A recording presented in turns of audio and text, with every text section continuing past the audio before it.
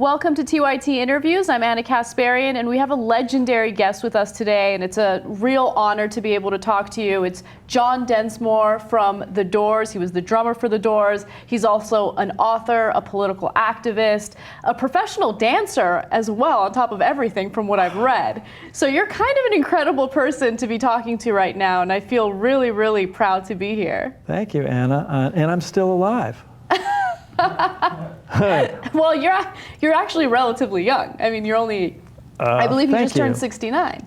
I'll be 70 this year, yeah. All right, okay. I wasn't a dancer. I was drumming for a dance company. Oh, I see. I mean, they got me to jump around a little. Dabble a little with the dancing? Yeah. Sounds fun. I actually did dance for 17 years. Oh. And I focused primarily on ballet, but you know, I have a lot of love for people who at least attempt to dance, because it is a difficult thing to do and get involved in. All right, so you have just written a book that seems fascinating. It's about the Doors. It's called The Doors Unhinged. Why don't you talk to us a little bit about that? Briefly, the late, great Ray Manzarek, our keyboard player, and Robbie Krieger, our guitar player, kind of ran off with the name. And they did one gig, and I was cool with that. And then they did a whole tour, and I called them and said, what changed the name? I mean, the Doors without Jim is like the Stones without Mick. That's ludicrous, let alone yours truly. Mm-hmm. And they didn't. And so I had to enter a legal struggle. Mm-hmm. And I got Jim's estate to join me, which pleased me very much. Very interesting story. Jim's dad was an admiral, and he was commanding battleships in the Gulf of Tonkin when we were writing The Unknown Soldier against the war. And Jim actually said his parents were deceased in his original bio. That's cutting the umbilical cord, huh? Oh, absolutely. And so here comes this 86-year-old man to stand with me to hold up his son's legacy from being messed with. Right, absolutely. Very touching. I can totally understand that. Why is it that they decided to go forward with the tour, not only using the name of the band, the original band, but also without you? What was that about? Well, I chose not to play. Mm-hmm. Why would I want to do the songs with a Jimitator? Mm-hmm. Oh, Jimitator, I like that. Yeah. I love the authenticity that you're pushing for. That's really important. You know, if Jim came back, I'd be there in a New York minute, but I did it with the man. Mm-hmm. So what excites me is new stuff. And, you know, I've played recently with African musicians and Iranian musicians, and it rearranges my brain cells, and it's stimulating. Yeah, like so that. You're open to new experiences and trying unique It's my passion, ways. You know. Definitely. I don't care what the size of the audience, if I'm getting off, you know. Yeah.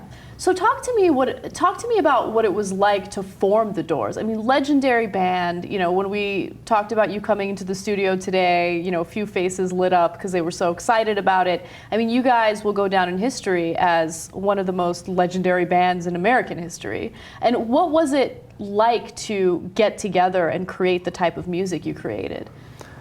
Originally, we were a garage band, you know, and Jim couldn't sing, but he had words that were just magic. Right. I heard rhythms immediately. And we slowly evolved and became the house band at the Whiskey, and then got a record deal, and Light My Fire was #1 for 26 weeks, and it's been downhill ever since. I wouldn't say it's been downhill ever since. My favorite song is LA Woman. Every time it comes on, I get a little proud. Because I'm an LA woman, you know, and I'm like, yes, exactly. This is the jam. Yeah, I'm quite proud of that song as well. Yeah. It was our last album, and we kind of got back to our roots. Definitely. All right, well, let's talk about politics a little bit, because you're politically inclined, which you don't see a lot with performers and public figures. I think a lot of people in the entertainment industry get really uncomfortable when it comes to talking about politics, but you've been very politically active. Name one political issue that you feel passionately about. Well, the undercurrent of this book is currency. Mm-hmm. And currency comes from the word current. So currency is supposed to flow. And as I write, money's like fertilizer. When hoarded, it stinks. when spread around, things grow. And if these corporate beaver CEOs keep damming up the flow with hoarding, that's what we got. Feudalism.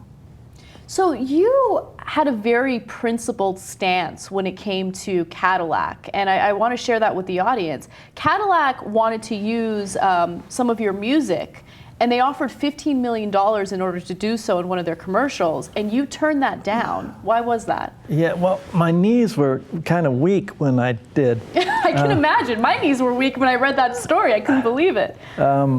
Okay, so got to back up. Jim said, I don't know how to write songs. I don't know how to play a chord on any instrument, but I got these words and melodies. Let's share everything. Teach me how to write. Let's even give the lyric credit to the Doors, not me. And let's have veto power, in case anybody gets weird. So I became Mr. Veto. Early on, when he was alive, there was a offer of, come on Buick, light my fire. And he went ballistic. I'm very proud that the first sentence of this book is the F word, him yelling that at us, because he primarily did not write those words. Robbie wrote Light My Fire. He wrote, our love become a funeral pyre. And Robbie wrote the rest. So Ana, what does that say about what he feels about the whole catalog, the whole, what we mean, the whole thing? He doesn't want it polluted.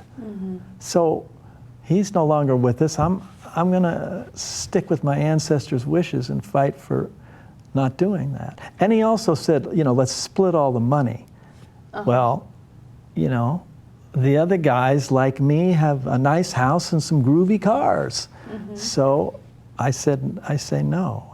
It's hard, but and a new band trying to pay the rent. I get that. Do a commercial, but. But you guys were already comfortable at that point, and you made the decision to not allow your music to become commercialized in such a way. Yeah, break on through to a new deodorant. Yeah. No, I love that though. I love that because your music hasn't been polluted by. How about products? Love Me 2 times because I just took Viagra. No. You're not into it. Pirelli tires used some of your music, and you regretted that. Yeah. Busted. I did my research, Mr. Densmore. Yeah, one commercial we okayed in England only. Riders on the Storm for Pirelli, and Jim's ghost got to me right away, and I gave the money to charity or radical charity. What was the radical charity? No, I'm just kidding. I bring that up because see. When you don't have a case, you character assassinate. And so we had a contract saying we all own the name together.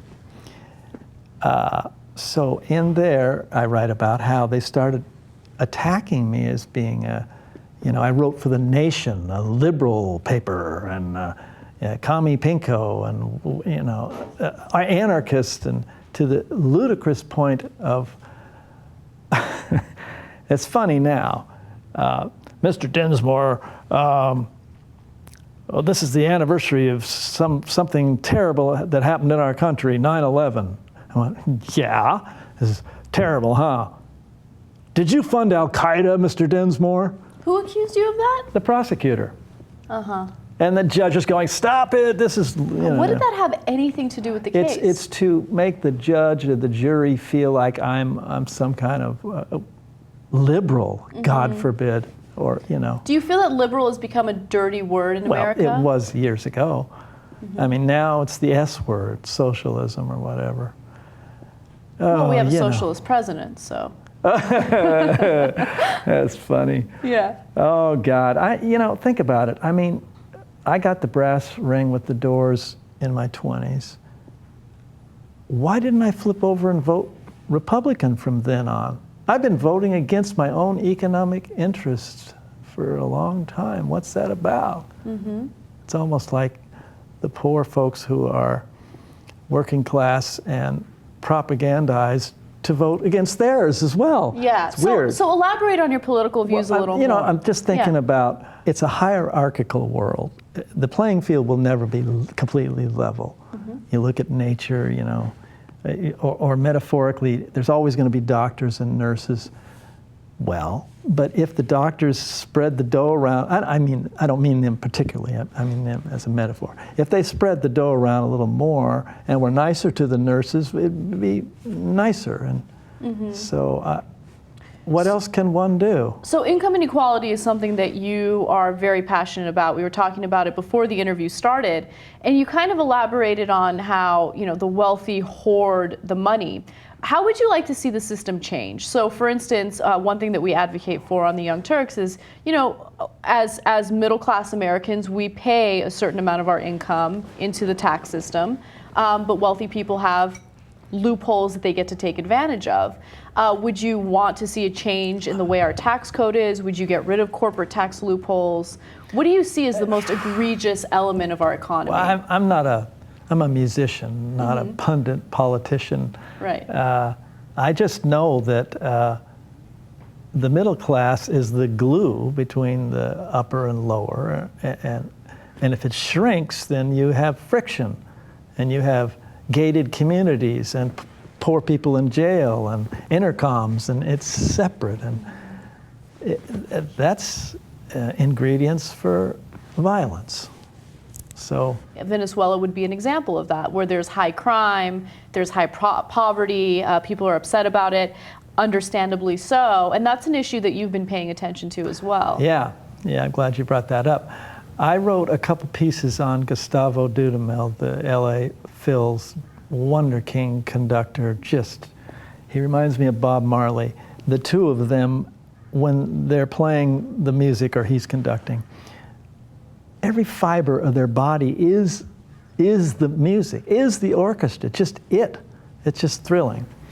And so, you know, Gustavo is under pressure now to say something about his government in Venezuela, who are kind of oppressing protesters and whatever. By the same token, there's a music program called El Sistema that came out of Venezuela, you know, during Hugo Chavez. You know, out of the axis of evil came the greatest musical educational program in the history of culture of the world. It is just staggering. They have lifted 500,000 kids with the philosophy of, you get an instrument in the hands of a kid early enough, they won't pick up a gun. And, oh my God, I mean, just like, I'm jumping now, but Scandinavia certainly can teach us how to not have huge debts for our college kids. And I mean, can't we look around? There's so much out there that's working. And man, Venezuela is just astounding with this music. That's Just interesting. staggering, So staggering. we can use their program on music. You can look at Portugal and what they did with drugs. You can look at Norway with what they do with their prison system and how they rehabilitate people. Yeah. And it's interesting because I feel as though in the United States there's this element of we're better than everyone else, even though our policies don't work as well as the policies that you see in other countries. And do you see that as a problem? Is that like a mentality that we can somehow change through culture, through pop culture? How do you reach out to people? First of all, we're better than everyone else. Are we? I kind of feel like I was accused of being unpatriotic because I wasn't greedy. I had something really brilliant to say, God damn it. You've been saying nothing but brilliant things, so you have nothing to worry about. So if you don't mind me jumping back to your experience with the Doors, you know, I like to ask our guests some inappropriate questions. Are you okay with that? Are you okay with inappropriate questions? I might not answer, but you don't have to try me. answer if it's too uncomfortable. So I always wonder about what the culture was like with these legendary bands, right? So you hear about experimentation with LSD, and it's just fascinating because, you know, we live in this country where all of these drugs are completely banned. But so many geniuses, whether it's in the music world or the scientific world, experimented with these drugs, like Freud, for instance. So many researchers, Thomas Edison even experimented with cocaine. And So what are you saying? Drugs lead to creativity, Anna? yes, I am saying that. I am saying that. So I want to know what your experience was, because I'm not going to buy for a second that you were clean. All right. Okay. We were experimenting with LSD when it was legal in '65. And we kind of considered ourselves sort of like street scientists exploring the mind with psychedelics. Then cocaine came along. Even Jim thought, well, that's kind of, isn't that like heroin? That's heavy. And then that became cool. I mean, we dabbled, but it wasn't my cup of tea, certainly. It's bizarre to think that, back then we thought a couple of years pot will be legal. What are we, 50 years later, maybe we're finally stumbling into, you can't legislate morality. Exactly. I agree with that 100%. What was your experience on LSD like? Well, it was before I even tried pot, and I was out in Topanga Canyon, beautiful area. Yes. And so it was very, I saw God in every leaf, it was nurturing. And I took it a few more times. And then Art Linkletter's daughter fell out of a tree or something, and the concept of bummer came into my consciousness. I can imagine. And I stopped, That was it. That's all it took for you to stop. But it certainly, I would say, jump-started the idea that this moment right here, right now, is not the only reality there is. And you can't be in the other reality all the time, or it's too shattering on the nervous system. But it's nice to know there's something different. And that's what led me to get into meditation, which is a slower, longer, hopefully conscious raising path. Are you still doing meditation? Sure. Interesting. So how long have you been doing that? 50 years.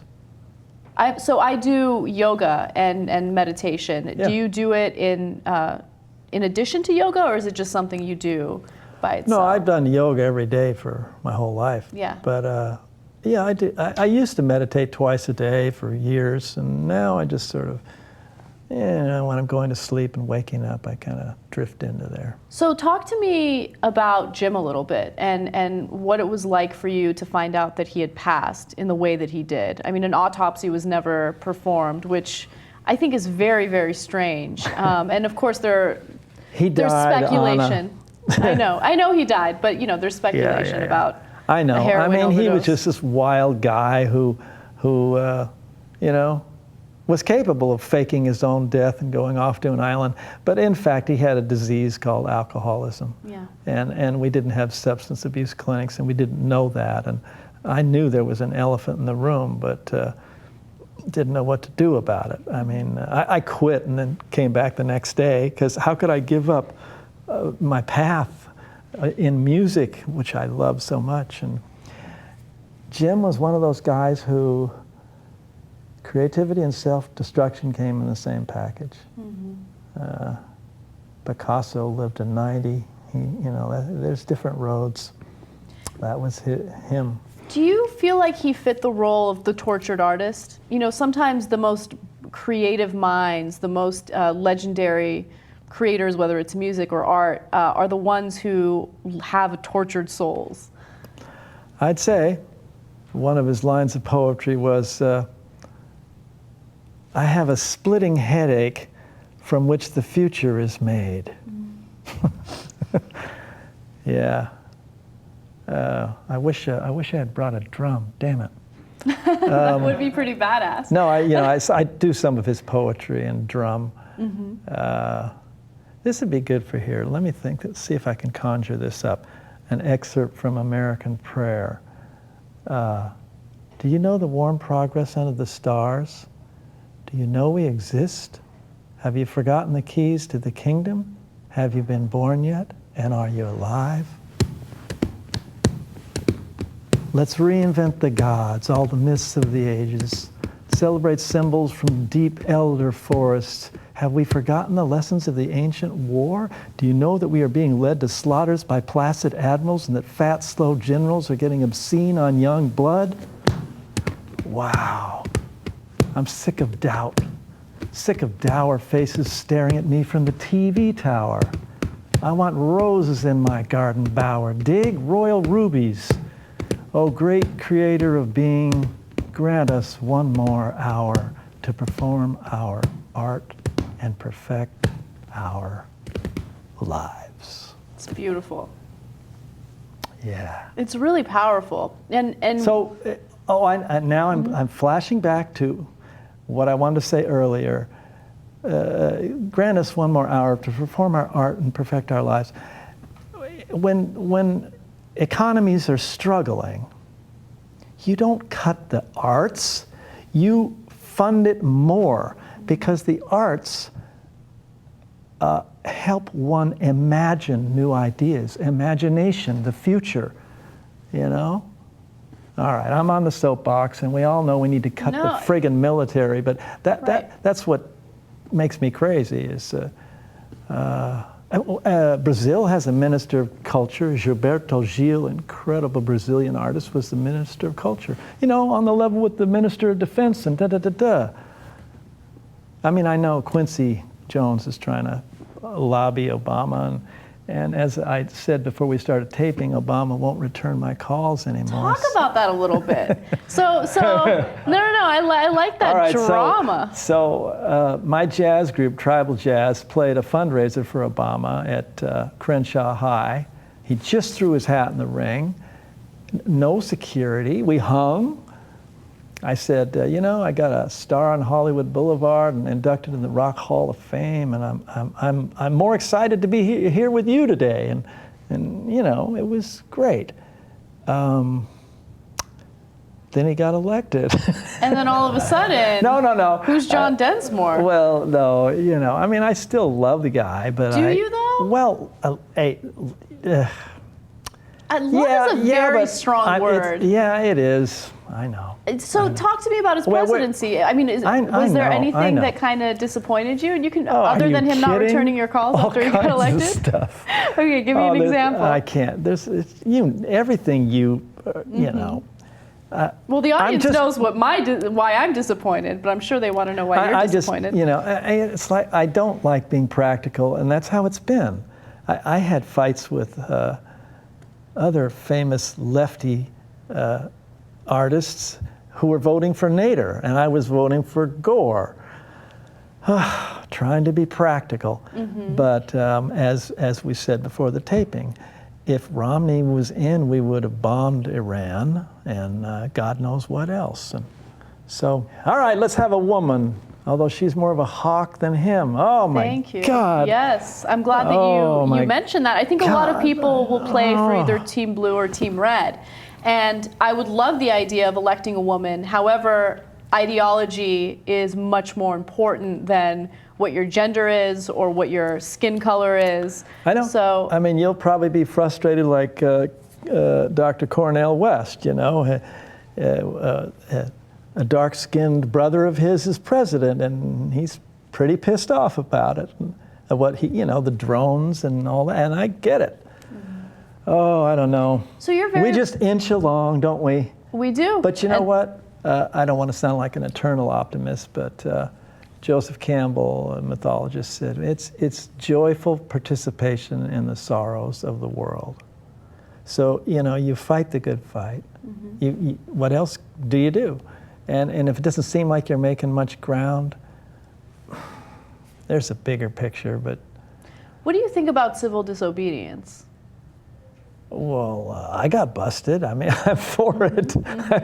It's democracy. Yeah. I don't like the battening on the heads. I mean, you know, but I mean, aren't we? I spoke at Occupy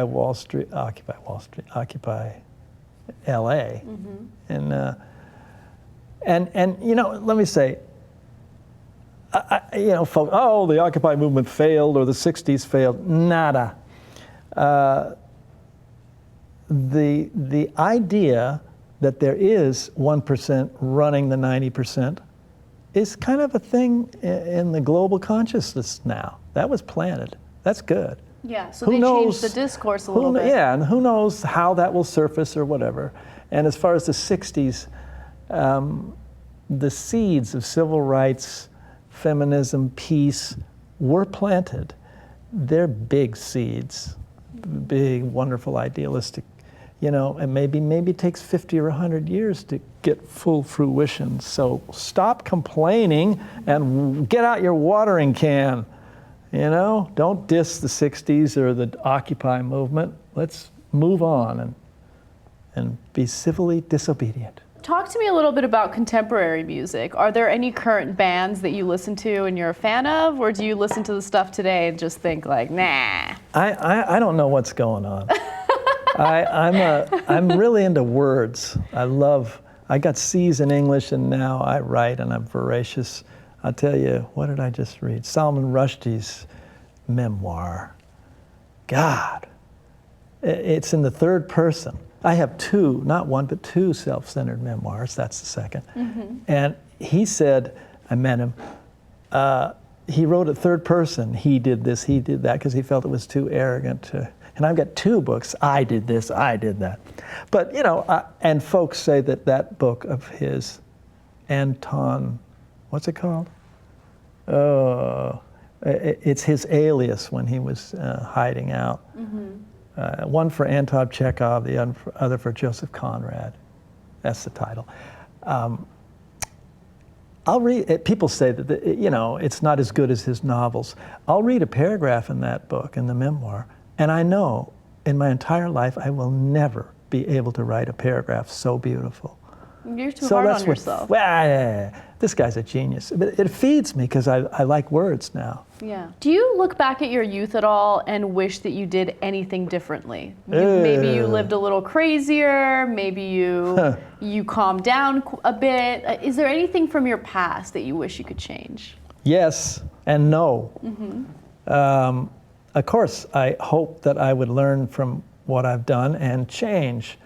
But if I changed it, then I wouldn't be who I am now, and I'm kind of feel pretty good about things, so there. What was it like to be such a tremendously famous band and have groupies follow you guys around all over the place? Did you ever give in to temptation? The lead singer had that bright spotlight. I was just on this edge of. You were the drummer of one of the biggest bands. A little. Oh my goodness. Yeah. Well, I mean, the reason we're still around is the drumming. That's true. Yeah. Yeah. And also keep in mind, groupies don't discriminate. You're in one of the biggest bands. They're down. Yeah. Well, you're being very diplomatic in your my answer. Girlfriend and I have been together 8 years. We're very happy. Very diplomatic We're very in your happy. answer. Yeah. No. I don't doubt that you have a lovely relationship now, but Well, maybe I picked up some crumbs that Jim left. I'm not kidding. Oh, that was terrible. Sexist. I don't blame you. You already answered quite a bit. All right, I love it. And I love that you're politically active. Do you wish that more musicians used their, their position in the public spotlight to raise more awareness for political issues? I wish, but I mean, before I got into words, I wasn't that articulate. Jim was incredibly well-read, and musically, I knew I was really steeped in all kinds of music, classical, and marching band, dance band, and so I knew how to support him. Maybe not musicians, but I'm on acid now. Cut. What was your question again? So what was acid like? No, get out. Ooh, you're terrible. No, I had a good, it went. I don't even remember I don't what we even were get talking high about. anymore and I can't remember. This is not a short-term memory thing. What was your question? I don't even remember what we were talking about before you mentioned. You're high. No, I am not high. No, I wish that... Oh yeah, do you wish that public figures or musicians or artists use their position in order to raise awareness about political issues or certain injustices that we see in society today? Well, certainly I wish that, but you know, some people are not comfortable doing that. So. So you don't begrudge them? No, you do what you can do. Oh, here it's back. Maybe, I didn't know when I wrote this book, but maybe it's for Republicans, rich ones, you know? I'm trying to be an example of being a little more. Do you think your book will resonate with rich Republicans? Because you have a very, you know, anti-corporate message. I know, but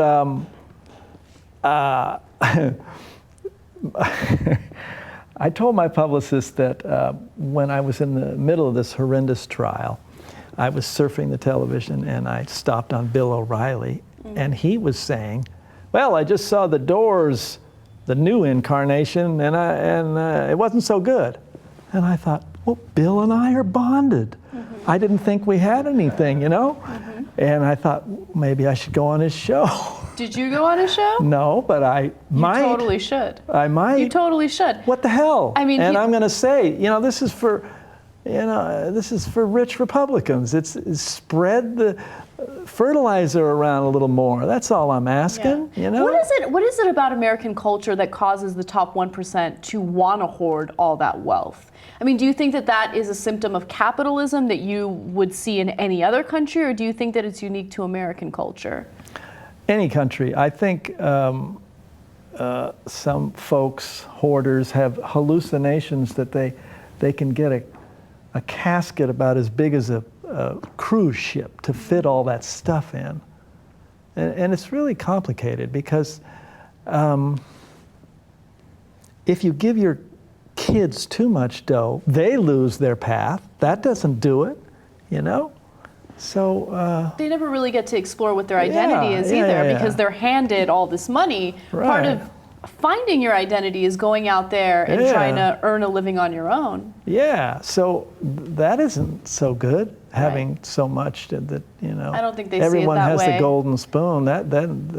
Excuse my language, but I for the wealthiest people that do hoard their money, I think it's a, you know, whose dick is bigger contest, right?